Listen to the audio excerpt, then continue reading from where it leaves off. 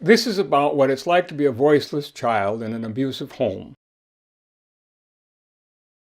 and how generational child abuse and trauma have become defining parts of our nation and a serious public health problem. A problem impacting all of us in every institution in America. This information is unfamiliar to most of us, mostly because it's an uncomfortable topic. A topic that is rarely spoken of or reported on in the media. Unless the child has died or something terrible has happened. No one wants to talk about a molested child or a preteen mom with no parenting skills, a violent boyfriend, and a drug habit. Or that over 2.5 million children and adolescents have been born to 17-year-old and younger girls in America. Did you know that 13 states have no minimum age for marriage, and in some of those states a minor spouse cannot legally divorce, cannot legally leave her abuser or enter a shelter to escape rapes and beatings? Or that in 27 states, parents can withhold common, life-saving medical treatment from their critically ill children. These are human rights violations. America is the only nation on the planet to not have ratified the United Nations Rights of the Child Treaty of the 1980s. When we do talk about child rape and child death, we often use soft language and obfuscation with words like underage marriage instead of child marriage, or we often say child maltreatment instead of child rape and child beating. Imagine what it is like to be beaten or raped as a 6 or 8-year-old child, or watching your mother, sister, or brother being beaten or raped in the home. The trauma of child rape lasts forever and is responsible for frightening and often violent behavioral problems as the child ages. When these painful realities and terrible truths remain unspoken, they will continue to happen in the home. If there is no perceived problem in that community, there will be no perceived need for a solution. Because of our willingness to provide inadequate protection and healing for at-risk children, generational child abuse and trauma have festered in multi-generational families for years. And now generational child abuse is an epidemic like polio or other public health crises. In a recent study at Washington University in St. Louis, 37% of American children are reported to Child Protective Services by their 18th birthday. Did you know that 80% of children aging out of foster care lead dysfunctional lives, and that 20% of children aging out of foster care become instantly homeless when they age out? And now, over 30% of American youth are arrested by their 23rd birthday in America. A guardian ad litem case boy I'd come to know very well, let's call him Tom, he told me one day he was going to commit suicide by cop. I had no reason to disbelieve him, as he had tried to kill himself a number of times already while he was a case boy in the guardian ad litem program. The first time he tried to kill himself, he was 7. Before I became his guardian ad litem, Tom had been tied to a bed, sexually abused, beaten, and starved for 4 years. Tom's father had had a court order forbidding him to be around children at the time he was sent to prison because he had been arrested for molesting children in another state. That court order was overlooked or ignored. Tom had 2 brothers. Both of them were state wards also. Tom's mother and father had experienced the same kind of horrible childhoods they visited upon him, and each of them had spent the majority of their adult lives in prison. When Tom was born, he immediately became a state ward when his mother gave birth to him in prison. Dad was let out of prison early when he requested and obtained custody of his son. It never should have happened. By the time Tom aged out of foster care, he had cost the state about $3 million. Now that doesn't include any consideration for the teacher he beat up so badly that she quit and sued the state, or for the stabbing of another student, or for any of the terrible things he did to the 29 foster families and group home people that he lived with while he was in Child Protective Services. Tom was with me for 14 years. He contracted AIDS at about the age of 14. If he is still alive today, he would be about 26 years old, and I expect he is still a state ward and one of the 80% of aged out youth leading dysfunctional lives. And he's probably one of the 80% of recidivism inmates in the criminal justice system. Some years ago, one of my child protection judges handed me multiple pages of 6 to 12-year-old children forced onto Prozac-like drugs that were taken as they passed through her child protection courtroom. She was deeply concerned and had been tracking the overuse of drugs in her courtroom on children for years. Did you know that today about a third of America's foster children are forced onto Prozac-like drugs to control their violent behaviors? Few of these children find the help they need to heal from the traumas of sex abuse and violence and tortures inflicted on them in the birth home. Psychotropic medications have serious side effects, and they are genuinely hated by most of the kids forced to take them. When 7-year-old foster child Gabriel Myers decided to suicide by hanging in Florida, he left a note that could have been written by an adult about how he despised the drugs he was being forced to take.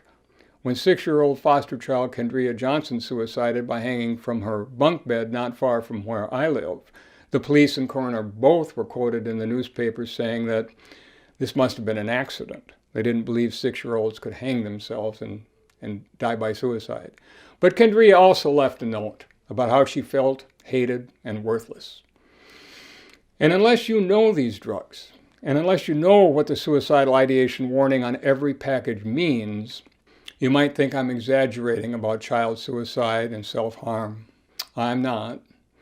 Ask anyone that has had the experience.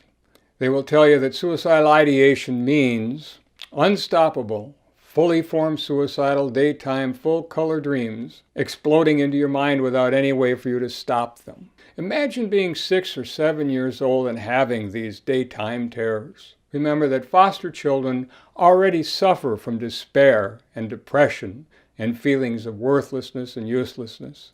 Self-harm by children as young as 3 in child protection is common.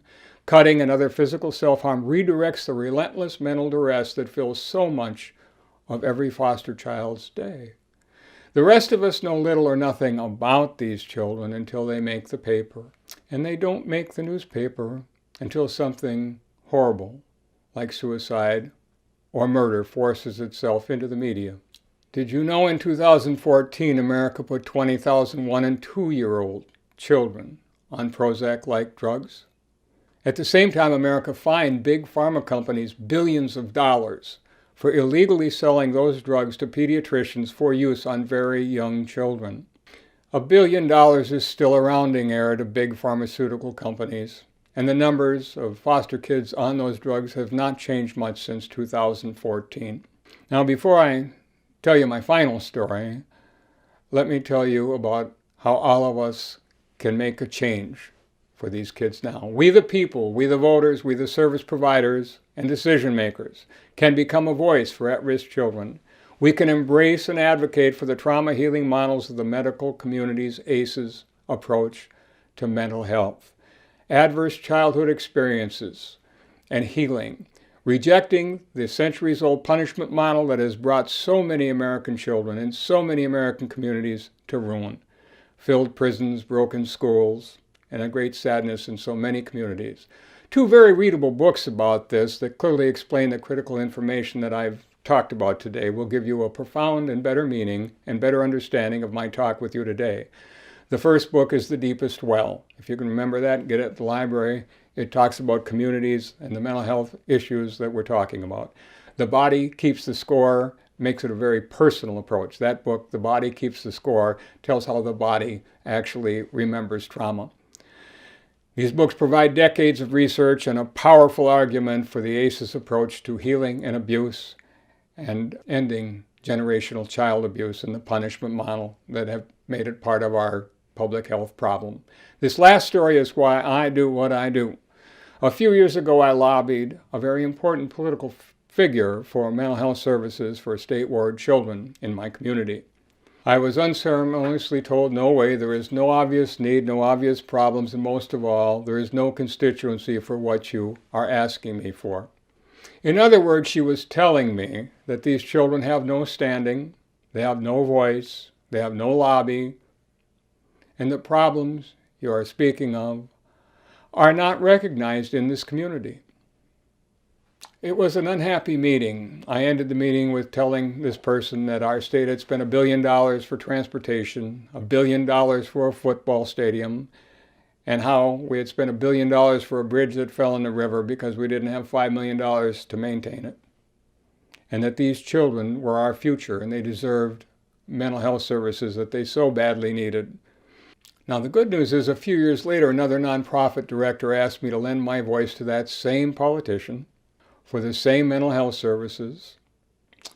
And of course, I said yes. And during that morning, the newspaper showed up with articles from the Hennepin, Washington, and Ramsey County sheriffs threatening to sue our state for not providing timely mental health services for the people in the squad cars and jails those sheriffs worked with.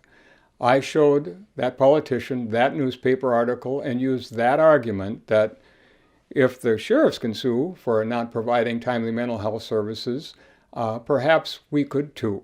And being on the wrong side of that argument was a bad idea. The happy part of this story is that this politician then understood what we're talking about and took the rest of her career in politics to really help those kids. And it did work out, and we are doing more for them. I've come to believe that it's not that people don't care. It is that we don't know. We don't know because there is little transparency, almost no reporting, and the media doesn't get involved unless the stories are horrific. Did you know there are 3 million calls representing about 6 million children that are reported to Child Protective Services every year? About half of those cases are investigated. It is worth repeating that about 1/3 of American foster children are forced onto Prozac-like drugs to control their behaviors.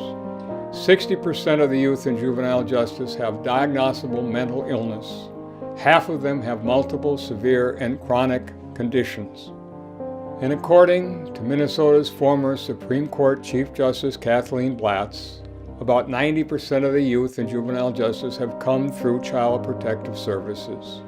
The judges quote that the difference between that poor child and a felon is about 8 years. Works well for girls also. The difference between that poor child and a preteen mom with no parenting skills, a violent boyfriend, and a drug habit is about 8 years. A public that knows the depth and scope of this problem is more likely to force their political leaders to support programs and policies that interrupt generational child abuse and heal the damaged children we see in our schools and our prisons and jails every day. We have the tools to end child abuse, we just have to put them to work.